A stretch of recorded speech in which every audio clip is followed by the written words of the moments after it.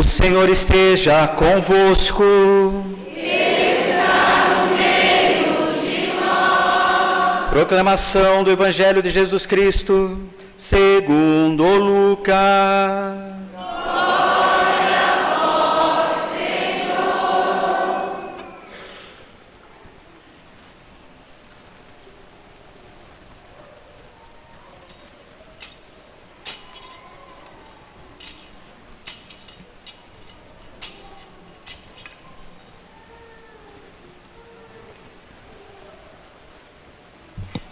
Naquele tempo, no 6º mês, o anjo Gabriel foi enviado por Deus a uma cidade da Galiléia, chamada Nazaré, a uma virgem prometida em casamento a um homem chamado José.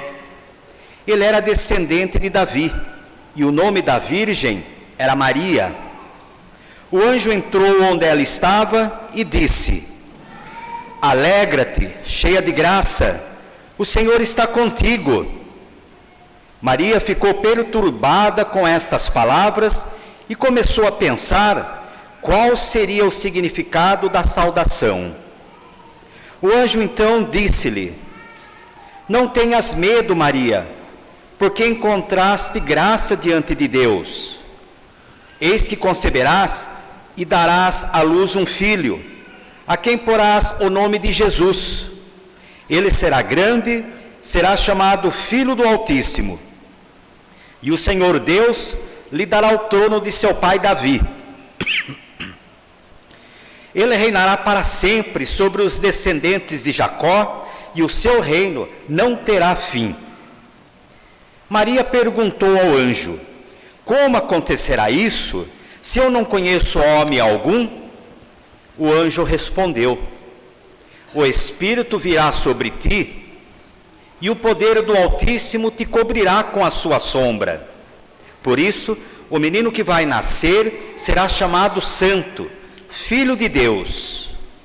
Também Isabel, a tua parenta, concebeu um filho na velhice. Este já é o 6º mês daquela que era considerada estéril, porque para Deus nada é impossível. Maria então disse: Eis aqui a serva do Senhor, faça-se em mim segundo a tua palavra. E o anjo retirou-se. Palavra da salvação. Glória a vós, Senhor.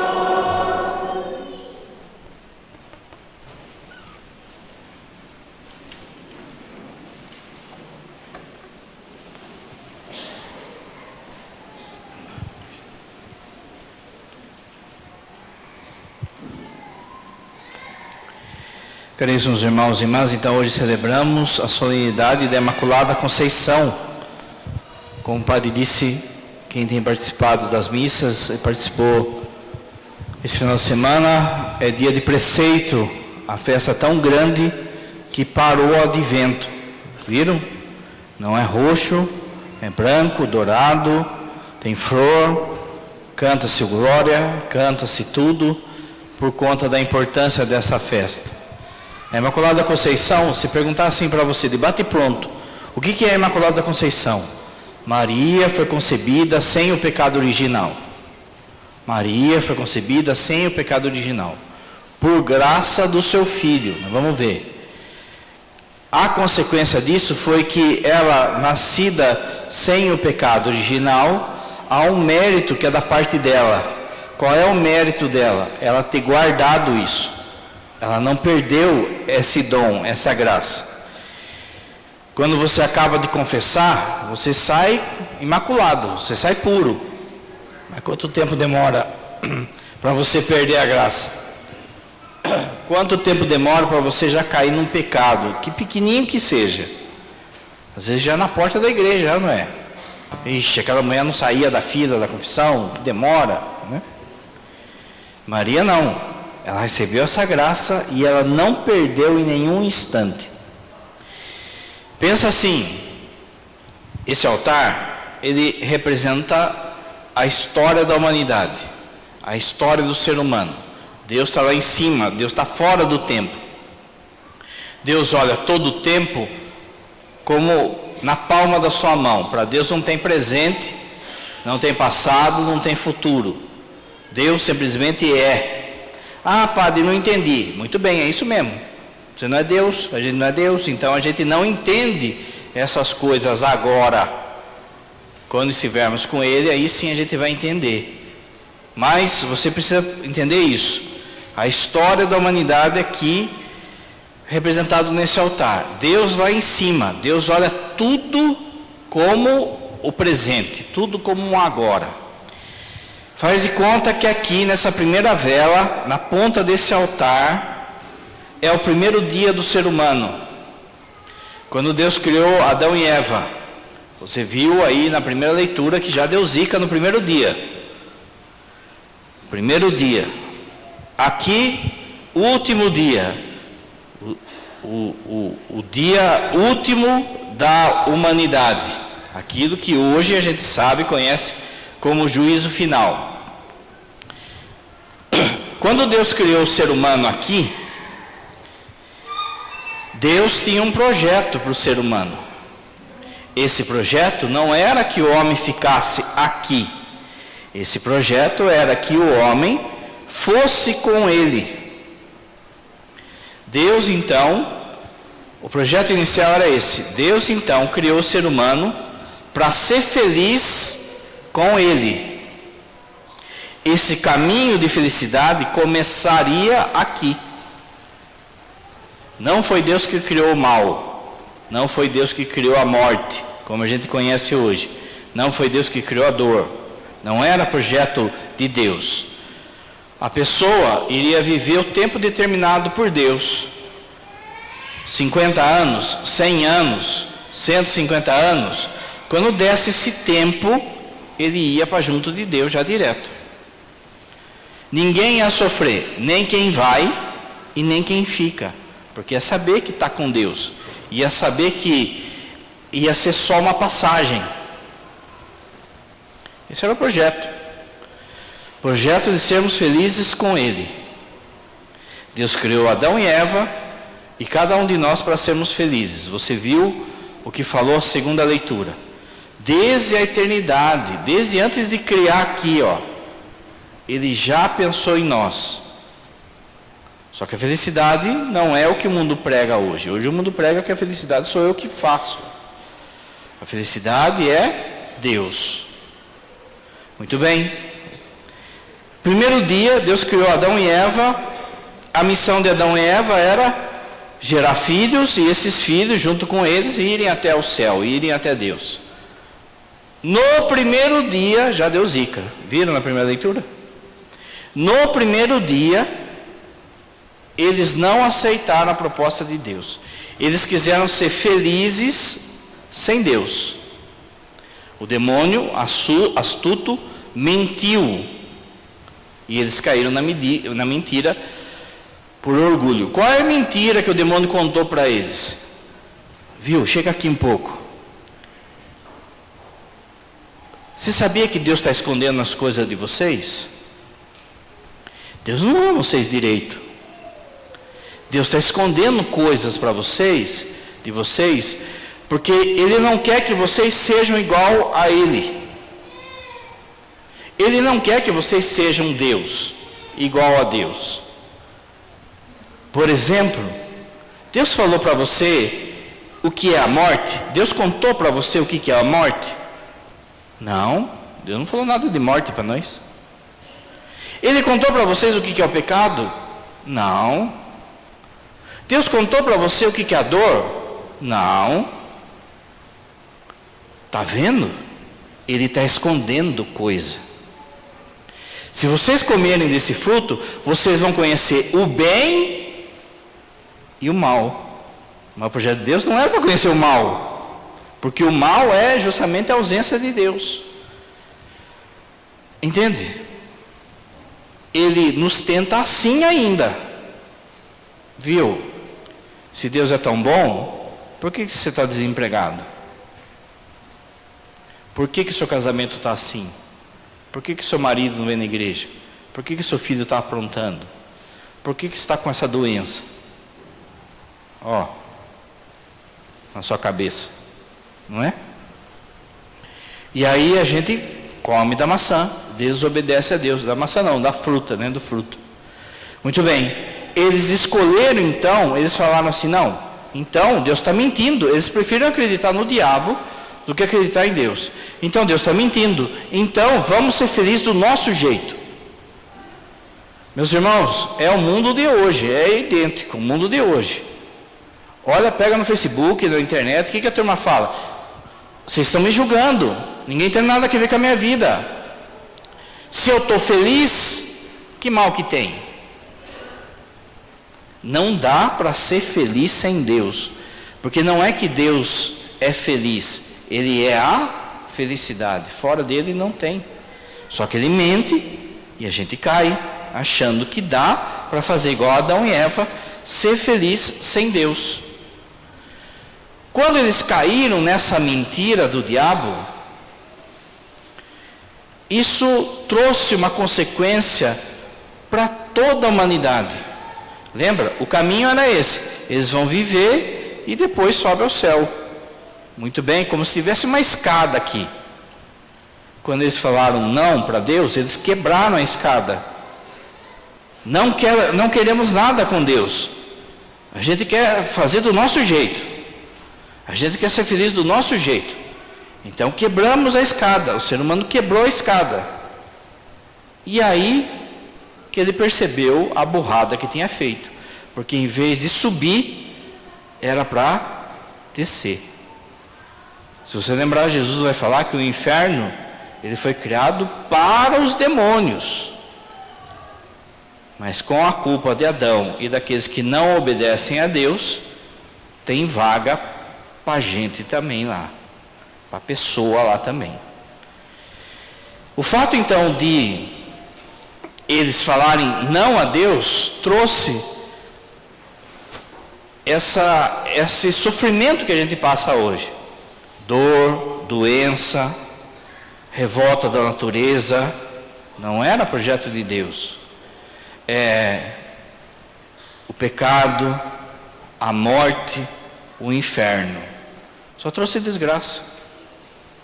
De modo que quando eles falaram não a Deus, todos nós ficamos escravos do diabo. Padre, mas não fui eu que pequei, foi Adão e Eva que pecou. Mas você é descendente deles, entende? Você é da linhagem deles.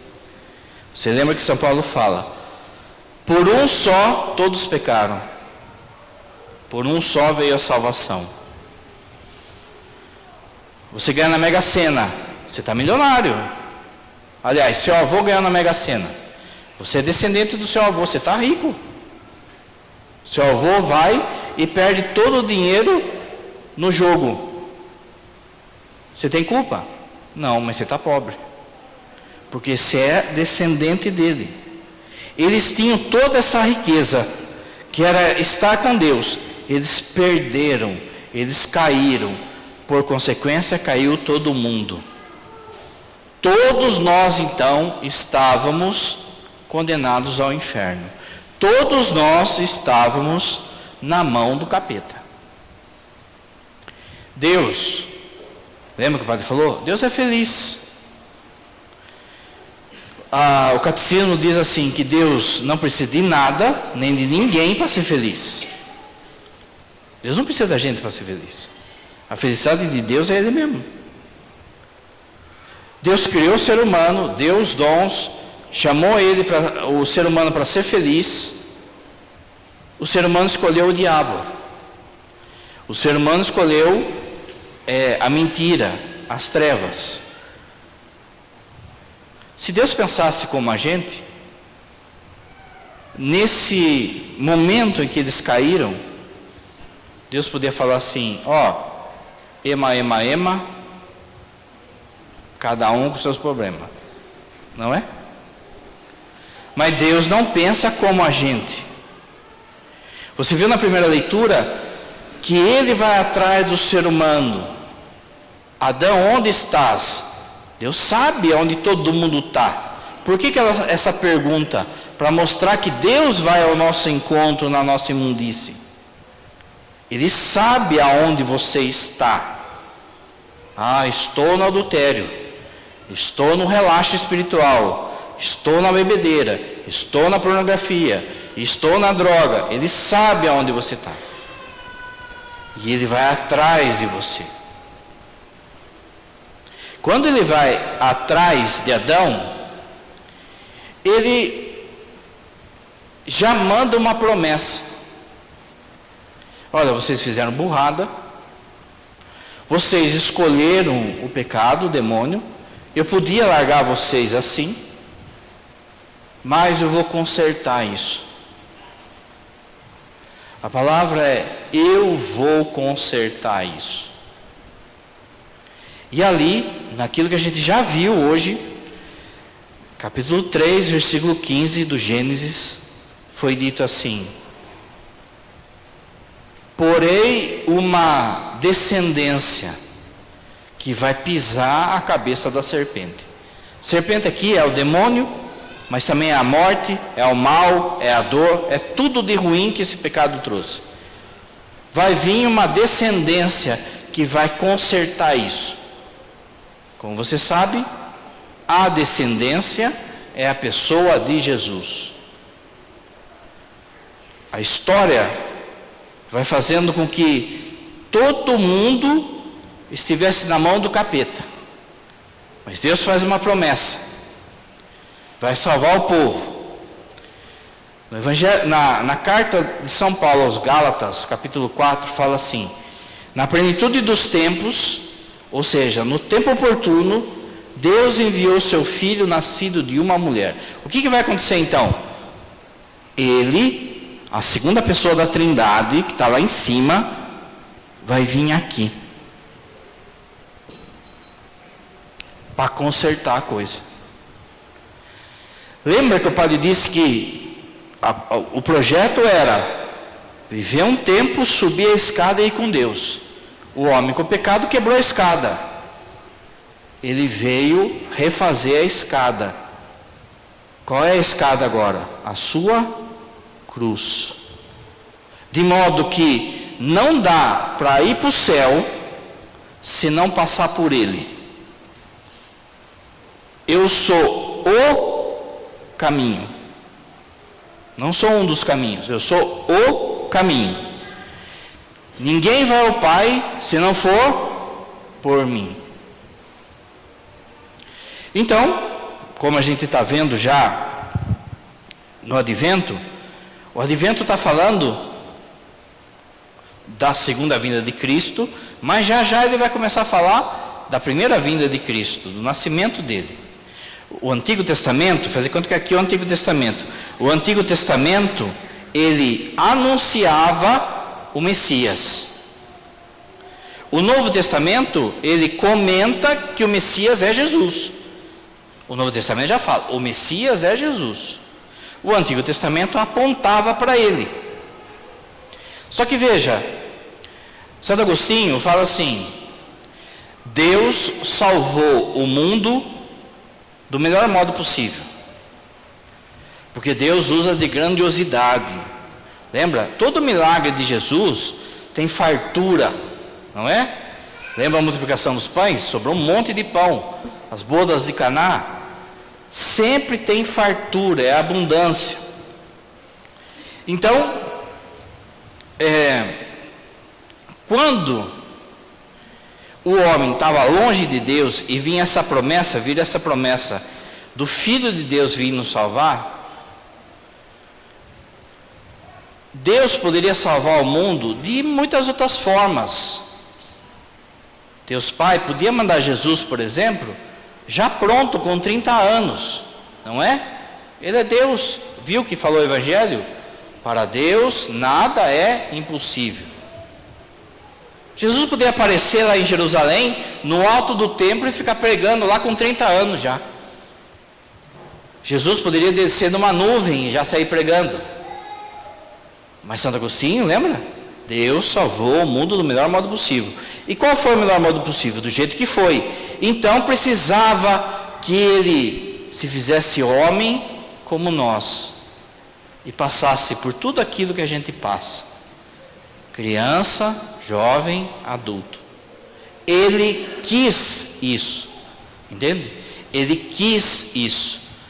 A carta dos Hebreus vai dizer que Jesus é igual a nós em tudo, menos no pecado. Se ele quis, então, nos salvar, sendo semelhante a nós, ele ia precisar de uma mãe e de um pai. Só que assim, era necessário que a obra do nascimento dele fosse miraculoso, fosse um milagre, para já causar, para já dar aquele impacto. E é por isso que ele vai nascer de uma virgem. Domingo o padre explicou o que significa lá o Emanuel, o Isaías capítulo 7. Lá no texto, lembra? Falava: eis que darei um sinal, uma virgem conceberá e dará luz a um filho. Ele será chamado Emanuel, Deus conosco. Lá, esse texto está em Isaías, capítulo 7. A gente leu o capítulo 11, domingo. Mas os dois textos estão ligados. Então, havia uma profecia de que o Messias viria. O Messias tem que cumprir várias etapas, várias profecias. Ele tem que ticar várias profecias. Ele tem que ser da tribo de Judá. Ele tem que ser da linhagem de Davi. Ele tinha que nascer em Belém. Ele tinha que ser chamado Nazareno, apesar de ter nascido em Belém. E Jesus cumpre todas essas profecias. E havia a maior das profecias, que era: ele precisa nascer de uma virgem. Mas como isso? Pensa só como é que uma criança nasce de uma virgem. Pensa você no lugar de São José, você que é homem. Sua esposa, sua namorada chega e fala que está grávida do Espírito Santo. O que você vai falar? Pensa só o milagre que tinha que ser feito para que Jesus se fizesse homem no seio da Virgem Maria. José, ele vai ser aquilo que a gente chama de pai adotivo, mas no fundo ele é pai mesmo. Não pai biológico, mas ele assume a missão de pai. Então o certo é chamar ele de pai, apesar de ele não ter tido nada com Maria.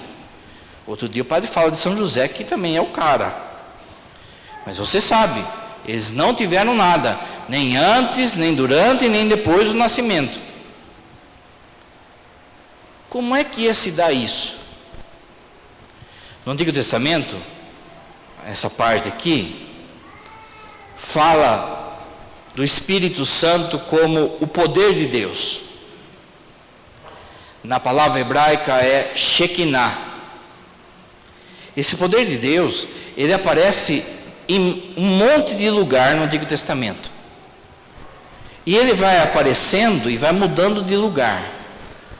O Espírito do Senhor, a glória de Deus, a força de Deus, o dedo de Deus, tudo isso são símbolos do Espírito Santo no Antigo Testamento. Mas a palavra é Shekinah, a glória de Deus, o poder de Deus. Onde que aparece já a Shekinah? Já na primeira página da Bíblia. O Espírito, a Shekinah, pairava sobre as águas. Depois vai aparecer na vocação de Abraão. O Espírito do Senhor foi até Abraão e chamou Abraão. Depois vai aparecer na vocação de Moisés, na sarça. Vai aparecer na hora em que abre o Mar Vermelho. Lembra a hora que eles estão ali? De repente vem um vento. A glória de Deus aparece e a glória de Deus divide o Mar Vermelho. Depois a Shekinah vai aparecer no Monte Sinai, na hora que Moisés sobe para pegar os 10 mandamentos. Depois, essa Shekinah vai aparecer na tenda da reunião. O povo estava no deserto, não tinha o templo ainda. Então o povo caminhava e havia uma tenda que se fazia como se fosse o templo, como se fosse a igreja. Quando Deus queria falar com Moisés, a nuvem ficava em cima dessa tenda. Depois a tenda vai vir no templo. Quando o povo entra lá em Israel, eles constroem o templo. Então vira e mexe, aparecia essa nuvem, essa força, essa glória de Deus dentro do templo. num lugar que era chamado Santo dos Santos, que é mais ou menos como o nosso presbitério aqui, ó. Essa parte aqui das colunas, ela não era assim como a gente está vendo, tem uma cortina aqui. A Shekinah, às vezes, ela baixava, ela aparecia aqui dentro. Ninguém pisava aqui dentro, por causa que era o lugar da glória de Deus. Somente o sacerdote uma vez por ano. Você lembra quando Jesus morre, rasga o véu do templo, lembra? E é por isso que agora vocês me enxergam. Mas esse espaço, a igreja toda é sagrada, você já viu o padre falando. Mas o espaço onde está o Santíssimo, e esse espaço que é o presbitério, é o mais santo da igreja. Por isso que quando a pessoa vai fazer leitura, o padre vai começar a missa, você vai fazer algo aqui, você vem e faz a reverência para subir. Não é um lugar diferente, não é um lugar qualquer, é um lugar diferente. A Shekinah depois, ela vai nos profetas. O Espírito do Senhor foi até o profeta Isaías. O Espírito do Senhor foi até o profeta Elias. Repara que a Shekinah, ela vai mudando de lugar. Não é? Como se ela procurasse um lugar em que ela pudesse repousar. Um lugar onde o Espírito Santo pudesse ficar para sempre. Aí vem a passagem que a gente leu hoje no Evangelho. Lembra que tem que ser virgem. Tinha que ser uma mulher virgem. Tinha que cumprir as profecias. O anjo aparece. Ela não é boba, ela fala assim: como que vai dar isso se eu não conheço homem algum? Para traduzir, para não demorar muito, outro dia o padre fala: como que se vai se dar isso se eu vou casar com São José, mas eu fiz voto de virgindade? E ele sabe disso. Essa é a pergunta que ela faz para o anjo: como é que vai acontecer isso? Eu fiz uma promessa a Deus de permanecer virgem mesmo casada, e São José aceitou isso. Qualquer coisa depois em casa você procure Números capítulo 30, que fala desse tipo de promessa. Ela não é boba, ela sabe que tem que ter intimidade. O que o anjo responde? A Shekinah, o Espírito do Senhor virá sobre ti. É o Espírito Santo então que fecunda, que engravida o ventre da Virgem Maria. Mas ela ainda não é o lugar de repouso da Shekinah, porque ela não é deusa. O lugar de repouso da Shekinah vai ser a pessoa de Jesus. Depois também lá em casa, Lucas capítulo 4. No capítulo inteiro de Lucas capítulo 4, fala: o Espírito do Senhor está sobre mim, Jesus fala. Muito bem, se vai vir o Espírito Santo sobre ela, se Jesus vai nascer dela, ela sendo virgem, e o Filho de Deus vai nascer dela, fala para mim se podia ser qualquer mulher. O que o padre vai falar vai doer no seu ouvido. Você teria coragem, por exemplo, de pegar a hóstia e jogar aí na frente, aí na terra? Jogar no lixo? Jogar numa caçamba? Jesus eucarístico. Jesus, a Eucaristia que é Jesus. Você tem que comungar com todo respeito, em estado de graça. Agora, uma alma em pecado é muito mais suja do que uma caçamba. Como é que ele ia habitar numa alma, num ventre, num corpo poluído pelo pecado? Pensa só, se chegasse aqui para fazer adoração e o Santíssimo, a Eucaristia, tivesse num prato de comida, um pratinho de comida. Se o Santíssimo tivesse numa jarra, você ia falar: nossa, mas que falta de respeito com Jesus. Estão colocando Jesus em qualquer lugar. Não dava para ser qualquer lugar, entende? Se Jesus, você lembra no Horto das Oliveiras que Jesus sua sangue, lembra da passagem? O que acontece no Horto das Oliveiras? Jesus está ali no Horto das Oliveiras e toda essa história aqui, ó, tudo, o passado e o presente, ele vê tudo. Ele vê tudo o que aconteceu e o que vai acontecer. Ele vê o pecado de cada um de nós. No Horto das Oliveiras, ele vê o meu pecado, ele vê as minhas quedas. Esse meu pecado vai cair sobre ele como um peso. Sabe quando dá uma notícia ruim para você e você faz assim, ó? Agora pensa o pecado de todas as pessoas na costa de Jesus. No Horto das Oliveiras, porque era chamado assim? Porque tinha as oliveiras, mas também porque fazia o óleo ali, o óleo que ia para o templo, o óleo das pessoas. Então havia um tipo de canaleta, como se fosse esse corredor aqui da igreja, uma grande canaleta. Eles jogavam então as azeitonas, às vezes frutas, flores ali, jogavam naquela canaleta, e aí havia uma pedrona, e eles rolavam essa pedra.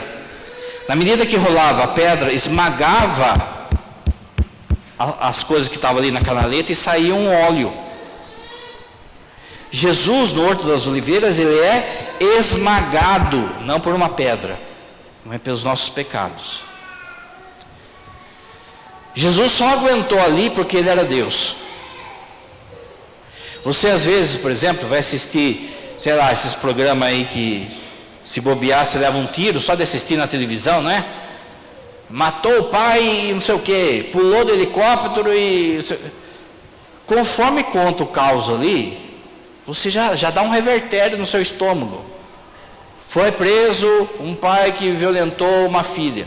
Só de você escutar, você já fica com revertério. Não dá um revertério já? Imagine Jesus vendo tudo isso no Horto das Oliveiras. Tudo. Meu pecado, o seu pecado, o pecado das guerras, de Hitler, as pessoas que foram violentadas, tráfico humano. Pensa só. Jesus ali sua sangue, porque ele não dá para conviver com o pecado. Mas é interessante que ali ele é um homem formado, ele tem 33 anos, ele é um homem formado, ele aguenta o baque, mas aguenta o baque cambaleando, porque sua sangue. Imagine agora Jesus no ventre de Nossa Senhora, no ventre de uma mãe doida, melhor, no ventre de uma mãe pecadora. Na hora em que essa mulher falasse sim, e a Shekinah viesse e fecundasse o ventre de Maria, e Jesus começasse a existir naquele momento, se fosse uma mãe com os nossos pecados, Jesus morria ali. Essa mãe ia ter um aborto espontâneo. Por quê? Porque Jesus não tinha estrutura ainda humana para aguentar, para suportar o pecado de ninguém, no sentido humano da palavra. Era preciso então que ele fosse protegido, que ele fosse guardado até o momento em que ele ficasse um homem adulto, colocasse o pecado de todo mundo na costa e levasse na cruz. Mas lá, enquanto bebezinho, entende isso? Então tinha que ser um ventre que fosse puro, tinha que ser, não podia ser qualquer uma, tinha que ser alguém que recebesse a graça e guardasse essa graça. Muito bem, agora vai entrar no mistério dessa noite. O que a gente celebra então nessa noite? Deus então prepara um lugar para que Jesus nasça. A segunda leitura falou isso. Nos predestinou desde a antiguidade. Deus falou: eu preciso preparar um lugar que seja digno para o meu filho nascer. Muito bem, lembra? Todo mundo que veio aqui nasceu apontado para baixo, nasceu com o pecado original. O caminho normal da Virgem Maria também seria que ela nascesse com o pecado original. Maria também precisou ser salva, mas a salvação em Maria foi diferente. Quando uma pessoa, ela nasce hoje, nasceu aqui, uma criança, como a gente aprende na catequese, ela nasce em pecado original. Ela nasce afastada de Deus, ela nasce fora da escada. O batismo, o que faz? Faz com que o sangue dele na cruz traga ele para cá, traga aquela criança para cá. O batismo faz com que a gente seja incorporado em Jesus. Todo mundo então que, por exemplo, é batizado hoje, 2020, a ação que salva essa criança é a cruz de Cristo. O que acontece com Nossa Senhora? Nossa Senhora nasceu antes de Jesus, 12, 13 anos antes de Jesus. Por que essa idade? Porque a primeira vez que Maria ovulou, já era para ter Jesus. Quando ela ficou mulher, já foi para ter Jesus, porque Deus usa das primícias, das primeiras coisas. Então, 12, 13 anos, 14 no máximo. Então, Maria, 14 anos antes, nasce 14 anos antes. Como é que se deu o nascimento da Virgem Maria?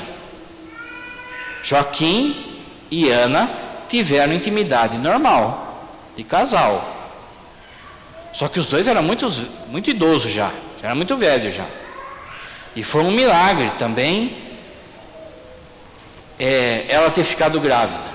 No dia São Joaquim e Ana, aí o padre explica mais. Mas foi uma relação normal. Na relação normal, já era para vir o pecado original, como todo mundo. Só que daí, quando era para vir o pecado original, Deus pegou do que Jesus ia sofrer e jogou no ventre da mãe dela para proteger a Virgem Maria.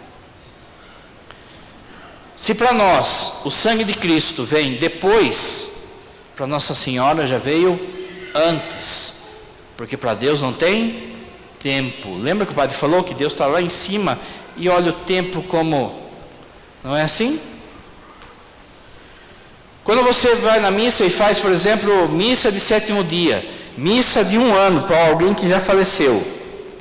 Vamos supor que ele faleceu aqui onde está a vela. Aquela oração que você está fazendo, que você vai fazer 1 ano depois, Deus pode já ter usado no momento da morte daquele seu parente, porque Deus já sabia que você ia rezar para ele. Deus já pode ter usado uma oração que você rezou lá atrás.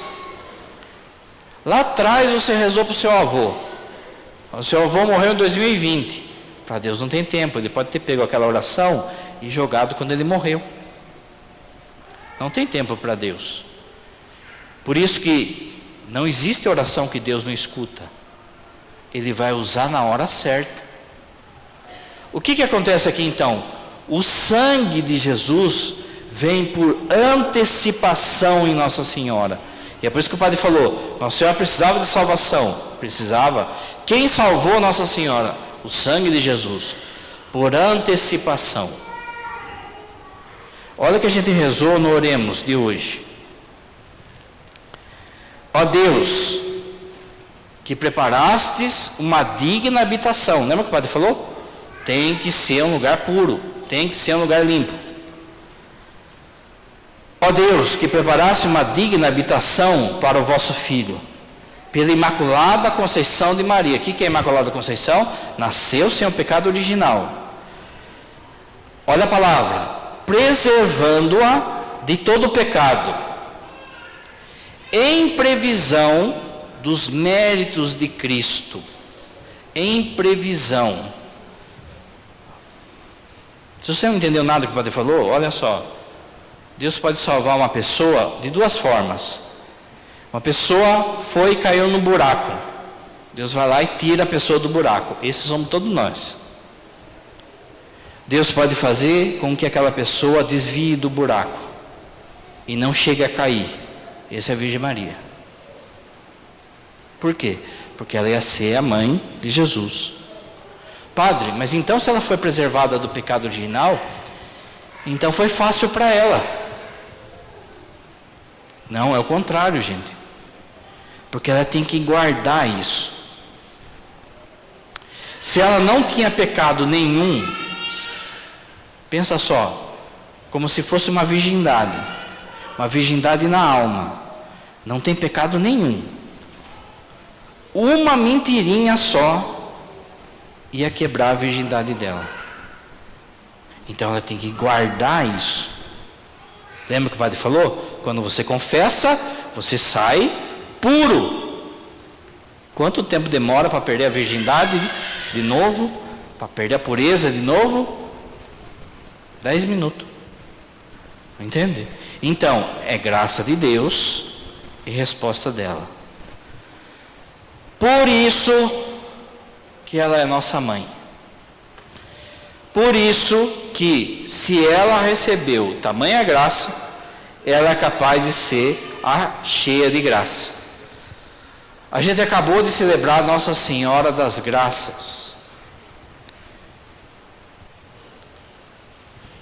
Nesse momento da concepção, no momento em que ela foi preservada do pecado original, Deus encheu ela de graça. Tanta graça que nem que se somar os anjos e os santos juntos, dá o que foi dado a Nossa Senhora. Por isso que ela é cheia de graça. Na imagem de Nossa Senhora das Graças, já viram? A imagem de Nossa Senhora das Graças é azul, né? Manto azul, roupa branca, com o braço aberto assim, com as mãos abertas. A imagem correta é que ela tem que ter um monte de anel no dedo. A santa que viu Nossa Senhora, Santa Catarina Laboré, viu ela com um monte de anel no dedo. E havia alguns anéis que estavam acesos e outros que estavam apagados. A santa pergunta então para Nossa Senhora, por que esses anéis estão apagados? E Nossa Senhora fala assim: é as graças que Deus quer dar ao mundo, às pessoas, pelas minhas mãos, e elas não querem. Já pensou? Quanta coisa que eu posso estar perdendo de ter de graça na minha vida, porque eu não sou um verdadeiro devoto de Nossa Senhora. Se você não reza pelo menos o terço todo dia, você não é devoto nada de Nossa Senhora. Pode ter camiseta de Nossa Senhora, fita no pescoço, escapulário. O modo que ela deixou para a sua devoção é pelo Santo Terço. Se você ou sua família não reza o terço, a hora é agora. Olha o mundo como é que está. Você não vai conseguir passar se você não tiver vida de oração e vida com Nossa Senhora. Toda a festa de Nossa Senhora eu faço isso, eu vou fazer de novo. Eu faço um desafio para você. De você marcar o dia de 8 de dezembro. E se comprometer com a sua família de rezar o terço durante 1 ano. Sem falhar nenhum dia. E 8 de dezembro do ano que vem você vem falar para mim. Se não teve um monte de anel que acendeu na sua vida.